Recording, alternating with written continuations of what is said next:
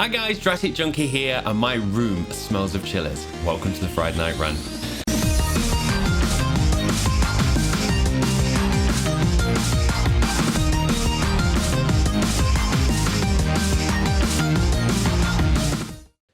So yes, last night I decided to eat chilies on stream, which wasn't my best decision. So probably one of my worst decisions. I regret it, and I'm going to probably regret it again in about an hour or two when things pass, if you know what I mean. But the room stinks of chilies and I cannot get it from under my nose, probably because some of it's still splattered around from... Anyway, let's carry on talking about computer games. So I've got three things to talk about this week. I would normally say, so therefore it's going to be a small one, but every time I've ever said that, I look down and I'm like, oh, I've done 30 minutes of talking, so I never bloody know. But the first thing I want to talk about is Sony and its manufacturing process for the PlayStation 5. God bless that name. It is so simple. Did you hear that, Xbox? So we're getting to the point now where next generation is just around the corner. So it means the manufacturers have now got to lock in the final build, say, yes, this is the spec, this is the hardware we want, start producing them, ready for us to get them around Christmas. And at the same time, we can work out how much it's going to cost us, therefore how much it's going to cost you, the consumer. Now, Sony's got a bit of an issue on their hands due to the DRAM and the NAND flash that they're actually using. Now, it's not an issue as such that they can't get hold of it, but because it's slightly scarce thanks to mobile phone manufacturers, it means that obviously the people that produce this hardware have slightly risen the price due to demand. So Sony should have no issue as such getting the actual hardware to produce the PlayStation 5, but it means because that cost is slightly risen, that's probably going to be passed on to us. So at the moment, they're actually keeping quiet regarding the price, and they're going to go with a wait and see approach. So originally, we all know when consoles drop, they tend to launch at very minuscule profits or none at all, maybe even a tiny bit of a loss. Because at the end of the day, anyone that gets into the gaming business is going to recoup that on licensing for the games, for subscriptions, the many different ways that they can actually take money from us. That's where the bread and butter is. It's not the hardware. The hardware is just to get you in. So originally the PS4 cost about $381 to make, and it was sold for $399, which makes a staggering $18 profit. So not a massive amount. Now they're estimating that the PlayStation 5 is going to be about $450 to produce. So guessing you would say maybe that's going to be about $370 when it comes out on launch. But again, they're going to go with this wait and see approach. So I think what they're going to do is wait to see what Xbox says and then potentially undercut them by 50. Now, Sony does appear to do this quite often. I remember a few times back at E3 when the original Xbox launched, which was a dumpster fire, thanks to very bad management at the time. But it seemed that Sony waited to see what everyone reacted to and then did the little advert saying, this is how we share computer games. So it's a clever tactic. It's a tactic that I actually go, it's a little bit naughty. But nonetheless, competition's competition. So I do think now we're not going to get too much information out of Sony until Xbox push forwards and go, right, we're going to put our cards down first. This is our price. Then Sony can come under and say, we're going to be a little bit cheaper. So I'm guessing 50.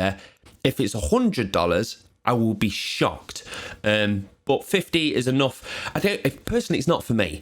It's not enough to make me go, okay, I'm going to pick that. You don't pick a console because it's 50 quid cheaper or 100 quid cheaper. You pick it because of the ecosystem, because of the game lineup, and most importantly, that a lot of people always forget, what are your friends getting?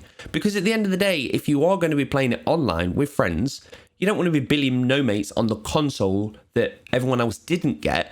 So that's something that I feel like lots of people brush over. They're always like, oh, it all depends on how many teraflops and how many pixels and how many games. And no, it could just depend on, is Greg getting it? Because if he is, I'm getting it.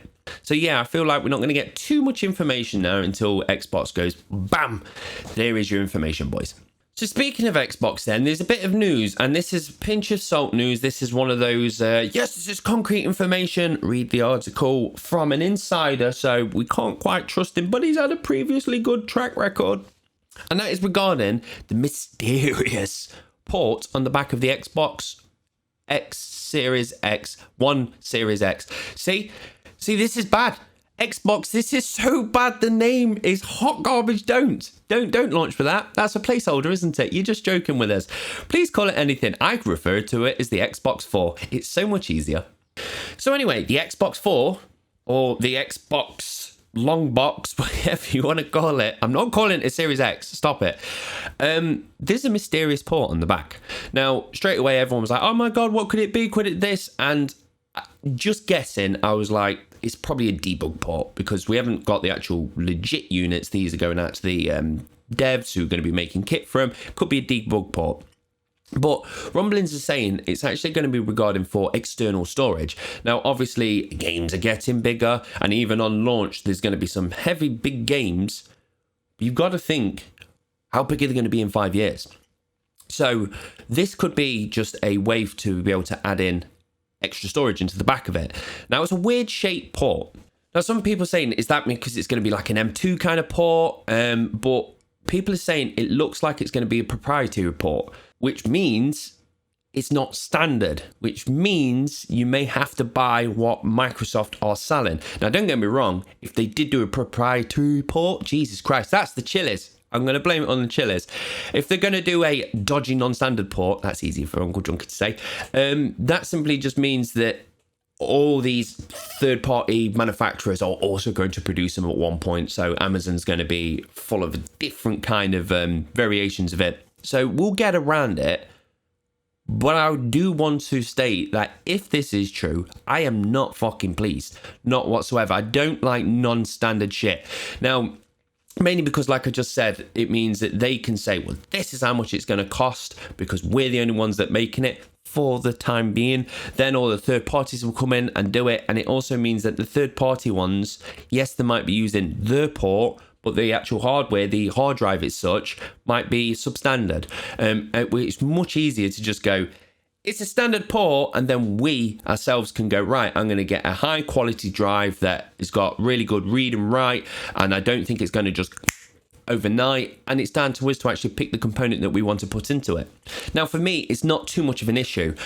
Every single Xbox that I've owned, I'm yet to plug in a USB hard drive into it. I've never needed to extend it, and that's mainly because I don't like installing lots of games. I kind of just either play it till it's done, uninstall, or I go, I'm not playing that anymore, uninstall. But that's because that's how my brain works. I have to keep things clean. I don't like clutter. So I'm quite good at looking after my storage, but that still doesn't justify them adding this port just because I'm okay with it. Many people will just go, my internet connection is so slow, I don't know if I want to be playing this particular game in 2 months, so I just install everything. So yes, we are going to need external storage. These consoles are getting more and more like, they are practically just PCs now that you can't really swap out the components.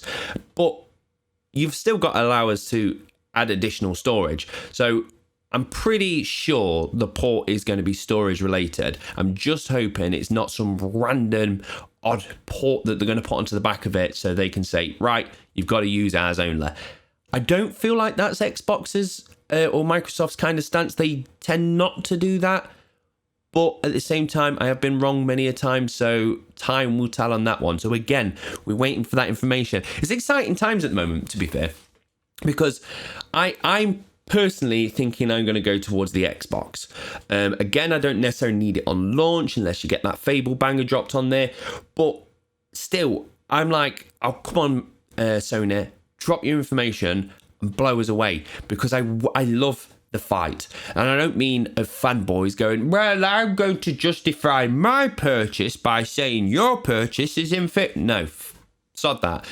I'm not bothered about that. I'm bothered about one person being better than the other one plays catch up, the other one plays catch up.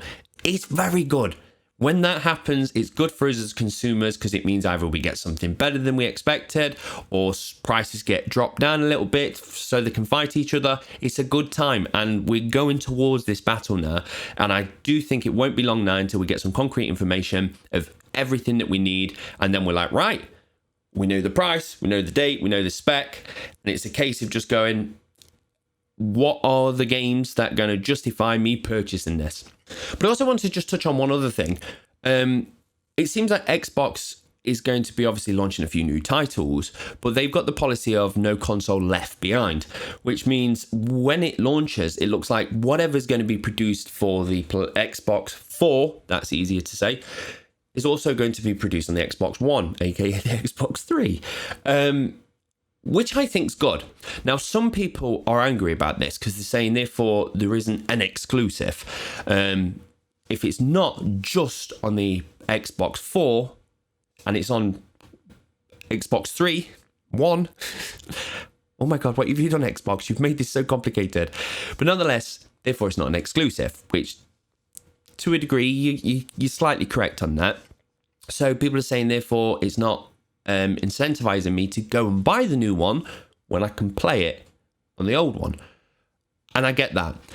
I personally think they have so much confidence in the power of this new system. When you do see side-by-side comparisons of last gen and this gen, you'll just go, I don't give a fuck, I need it. I need it on this generation's version because it's so beautiful. So I think there's a bit of confidence behind that.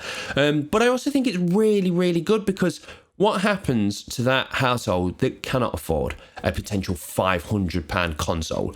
And there's going to be plenty of them households.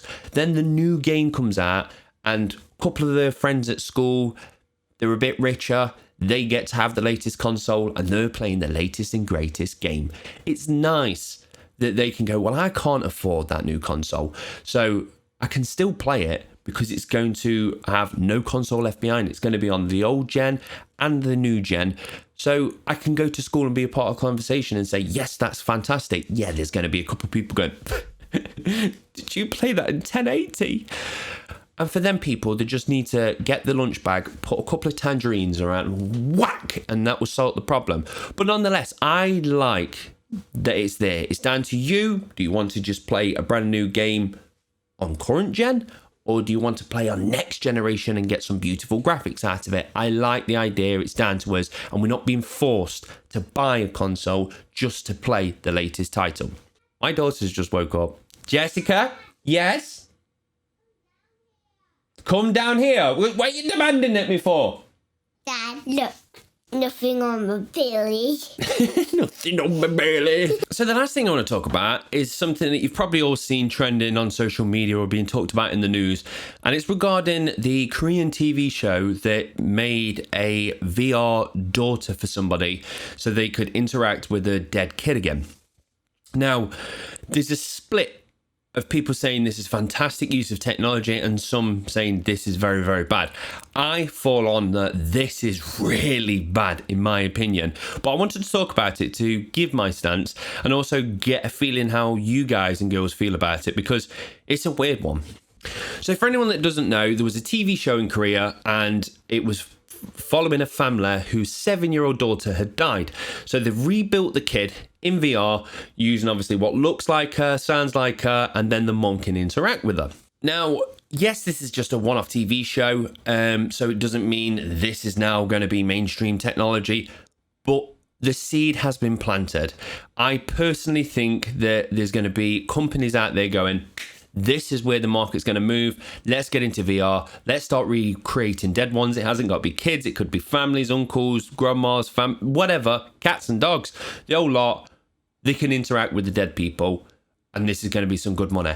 And personally, I agree. Yes, it will be some good money because there is plenty of people out there loving to take money off you when it comes down to grief. I'm going to look at every company that charges so much money to bury somebody because they know you're grief-stricken.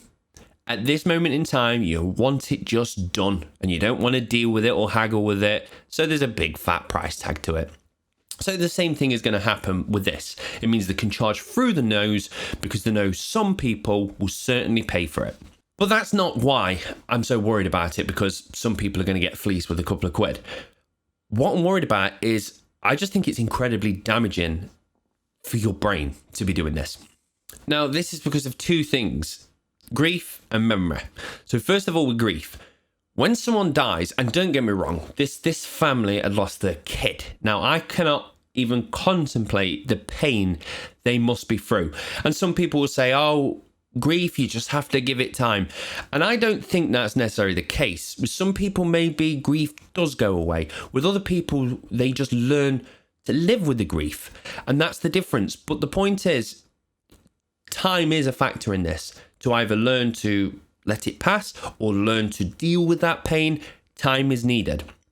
And what that starts from the process of them dying to it ending. You've heard people that say that they can't grieve for their lost kids or family members because they was murdered and they haven't found the body or haven't found the killer. And again, it's because there hasn't been closure. It hasn't got a full stop at the end of it. That has now finished and the grieving process can begin. And I think by having this VR, it means this full stop keeps getting pulled forwards. Every time you put your toe into the VR, every time you even start the process of going, yes, I would like to see my dead child and let's fill in these forms and send these photos and off they go, then you start living with this hope of, oh, I'm going to get to see the kids. And I don't think it ever lets the body start the grieving process, which I think is really damaging. And also, when do you stop? I can't see anybody doing it once. You do it, and then you might be like, I need to see him again. I need to see him again. And then it becomes ridiculously unhealthy. Are we going to get to the point where we can do it in our own house? They'll send the software, put on your headset, you get to interact with them. They can sit on your sofa. Like, it's really, really, really bad, I think. But the other thing is as well, the memory side of it. Now, when somebody dies, you're obviously left with the memories of them in the past. Now, Joe's grandma died, so I'm going to use this for an example. And to me, if I ever think of her, I can see her in her house, happy as pie, stealing my sausage rolls. That's my memory of her. And when she died, she had a stroke, which means her daughter witnessed it, which is a horrible thing because that means she saw the downward spiral of her mother. And it's the same when I talked to my parents, they said their family went through this and they remember their moments. So because they're quite strong events of seeing somebody passing, it's going to leave a big imprint on your memory, which is a sad thing because you've got all these great memories of them and then you've got this big, dormant, horrible memory of somebody passing or becoming sick or terminal or whatever it is. But some people may be lucky. I say lucky, but nonetheless, you know what I'm trying to say. And they might not have witnessed it. They may get a phone call and said XYZ has passed away and you never got to see that downward spiral. So you're left with the good memories. And yes, you're going to have to now bury that person, which is a sad process. But for some people, they like to have an open casket so they can see them one more time. Now, Joe got a chance to see her grandma again, which she did do, and she regrets massively now because she says every time she thinks of her grandma, she sees a cold, dead person in a box, and she doesn't see the memories like I got where she's just stealing my sausage rolls. And this is going to be different for everybody. Some people may want to have a last moment look at it, but my point is, these big memories, these ones that stick, are the last ones. Because it's the last time you got to see them. So they're going to be big. Your memory's going to store them. They're always going to be there to access. If you start pissing about with a loved one in VR, your memory is going to start keeping these as these big events. To the point, 5 years from now, let's say you gave up that VR nonsense. 5 years from now, you're going to think of that family member and you're going to go to the VR. Your brain's going to think of the VR kid and not the real kid. And the thing is, that's the point. The memory of your child is a real memory. It's of your child or, again, family members' personality. That's what you're going to remember. You're going to remember them running and the quirky things that they did. Their personality was different to any other kids because of these small nuanced things. The VR don't get that. So you're interacting with something that looks like it. That's why even a photo or a video of a loved one is better, because you're witnessing exactly how they was, because that's them. Yes, they may be dead and you're watching a video of them, but it doesn't matter. That right there in that moment in time was them with that personality. When you put on that headset and you interact with a dead kid or whoever it be, that's not them. It kind of looks like them, and that's that. And I really feel sad for the people that may potentially go down this path, because then they're going to start making these false memories.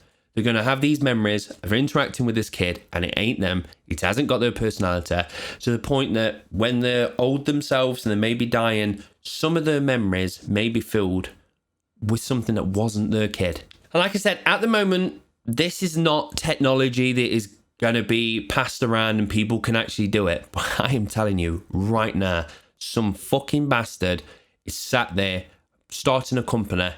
Maybe several companies are doing it because they're going to jump on grief and make money from it. So that's my personal opinion. I think it's damaging. I think it's not good for the brain.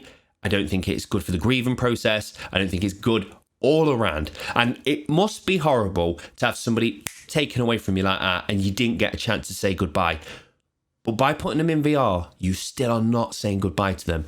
Yes, it might be helping you unload onto them, but I just don't think there is.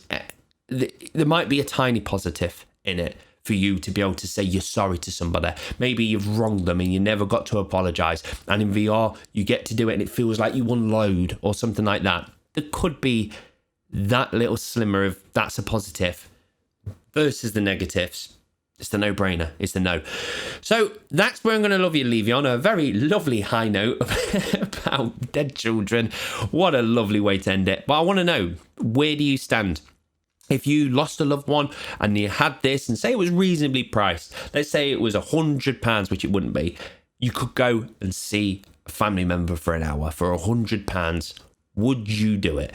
Me, I would not touch it, and I would advise anybody not to do it because I think it's damaging. But that's a guy's opinion. I would like to know what yours is. So guys and gals, that is me done and dusted. It is a Friday, so as always, I shall be streaming at 7 o'clock tonight, playing scary games. Things are all above me, and they're going to drop down on me and make me squeal quite a lot. People enjoy that. I enjoy it to a degree. I think we're circling on bullying at this point. I think the fact that I was forced to eat horrible things last night, and they laughed at me, and I didn't feel too good. I think it's cyberbullying. I think I'm being cyberbullied. So if you want to support Junkie, come on the stream tonight and stop the bullies. That's what I'm asking. Right, that's me done dusted. I'm going to sort the girl out. She's got a cereal. She's watching some Netflix, so we're going to cause some ruckus. I hope you have a fantastic weekend, and also just love your loved ones. Give them a big kiss. Give them a phone call, because you never know. One day somebody might be trying to sell them to you in VR. Take it easy, folks.